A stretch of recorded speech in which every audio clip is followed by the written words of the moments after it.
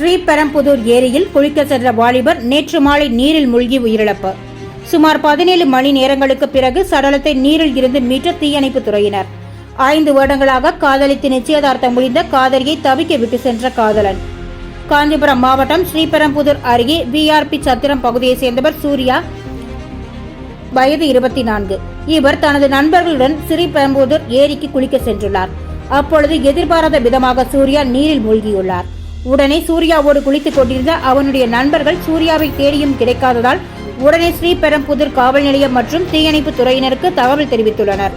தகவல் அறிந்து சம்பவ இடத்திற்கு வந்த தீயணைப்பு துறையினர் இரவு சுமார் 9 மணி வரை தேடிய நிலையில் வெளிச்சமின்மை காரணமாக தேடுதலை கைவிட்டனர்.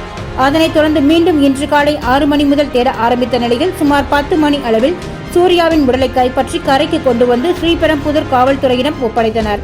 காவல்துறையினர் சடலத்தை கைப்பற்றி உடற்கூறு ஆய்வுக்காக ஸ்ரீபெரும்புதூர் அரசு மருத்துவமனைக்கு அனுப்பி வைத்து இச்சம்பவம் குறித்து வழக்கு பதிவு செய்து விசாரித்து வருகின்றனர்.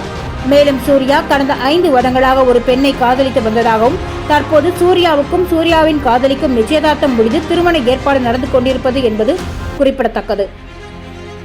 சான்றோர் குரல் செய்திகளுக்காக செய்தியாளர் ஆகாஷ், பச்சையப்பன், உடன் செய்தி வாசிப்பாளர் வித்யா.